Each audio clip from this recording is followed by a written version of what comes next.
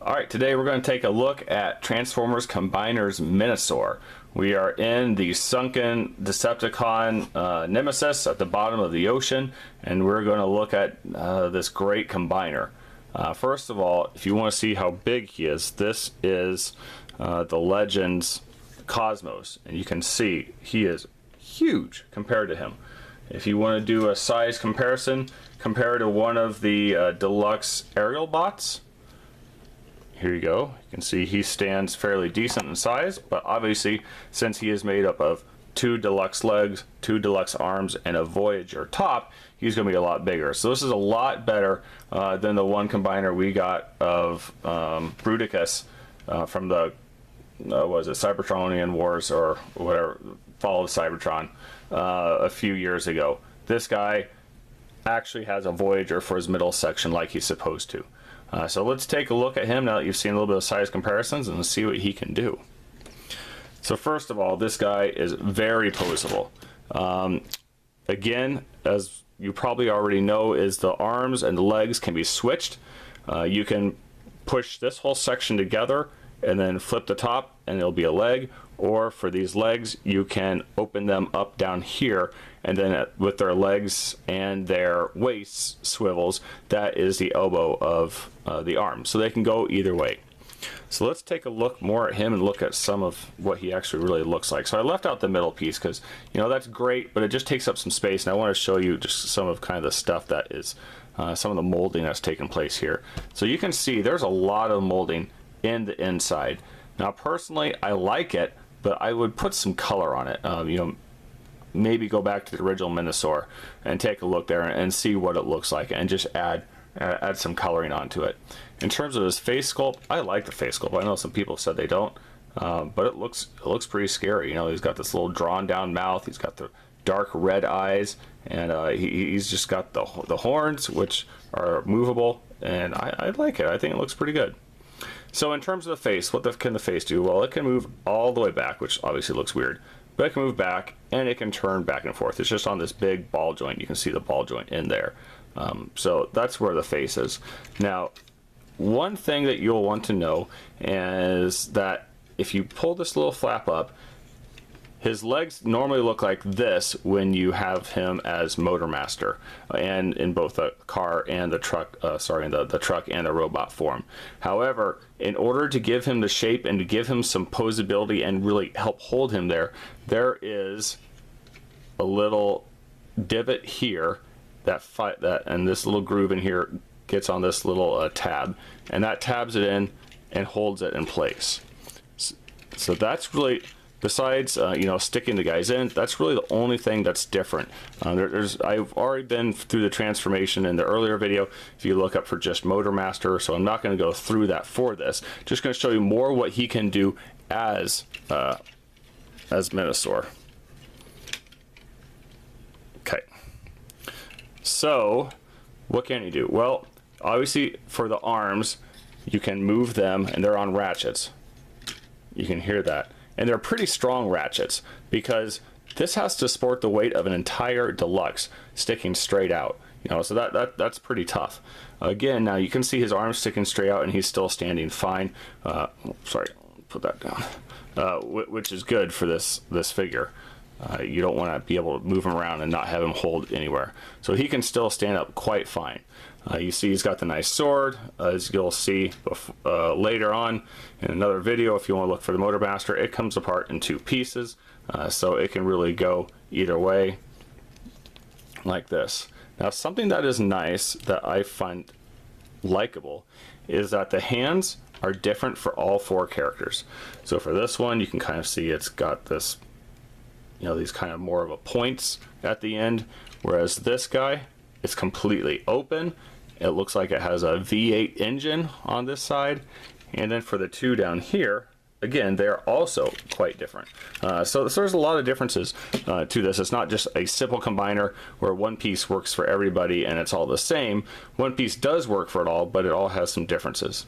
So let's go ahead and see what he can do. All right, this guy keeps coming on tab. There we go. So again, you can move the arm back and forth. Assuming it is in you have it transformed properly, you can move his arm. Again, this is the waist swivel for all these guys. You can move the arm out like this based on this mechanism, so it can move out a little bit. You can turn the arm back and forth, and you can move it up and down. So there's a lot of movement in the arms. Obviously, yeah, you can turn this guy's waist a little bit. See that? But you gotta watch this little flap here. But he does turn, so you can pose him a little bit just by the waist. Now, where there's not a lot of movement, obviously, is going to be the legs. So what you do have is, if this is tabbed in on this guy, you can move him back and forth, and that's about it. You can move him out a little bit, but this really holds everything in place. Where you get the most movement here is this, is right here with the knee. So you can see you can really do a lot of movement there, and give him some different poses, you know, like he's actually walking or something like that.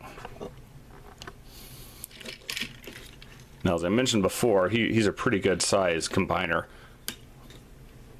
Let's go and move him back a little bit. He's a pretty good size combiner, and when you have all the pieces on him, he's still pretty sturdy. And everything looks great. So what you need to do is you need to try the different arms and the legs and see which combination you like the best.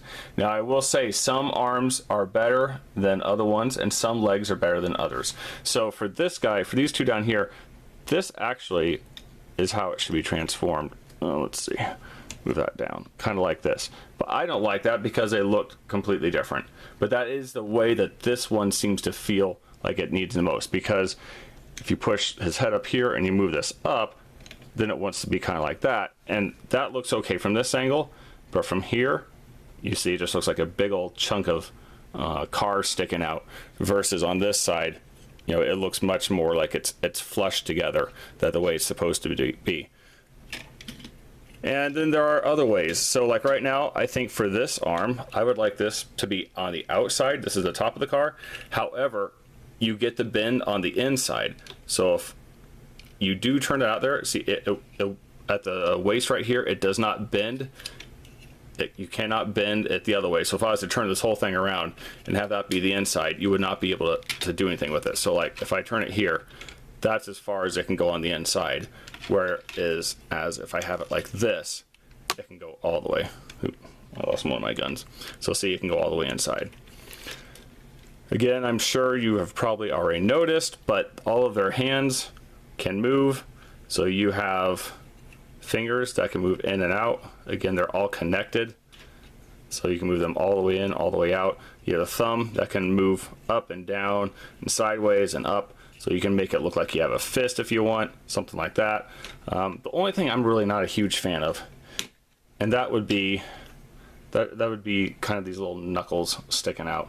I mean, it's kind of cool if you want to make it look like he's blasting somebody, but you don't have that real hand look. And I do see a lot of people going and getting some new hands.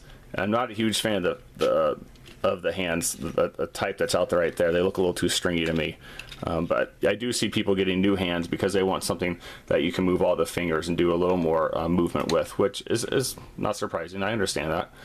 So anyway, that is the Transformers Combiner Wars Menasor. He's a good figure. Obviously, if you want to get all of them, you're going to have him.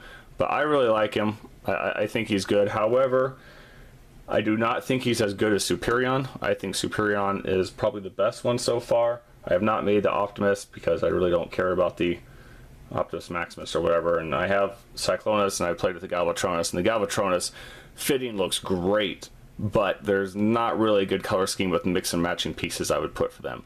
So as of right now, he's my second favorite, but I can tell you as soon as all the Protectobots are out, that will probably be my favorite, because that one looks really good in the pictures. Of course, Devastator is coming out also later in the year, and we have some ideas of some other ones that are coming out as well. The Skylynx one being quite a curious combiner to begin with.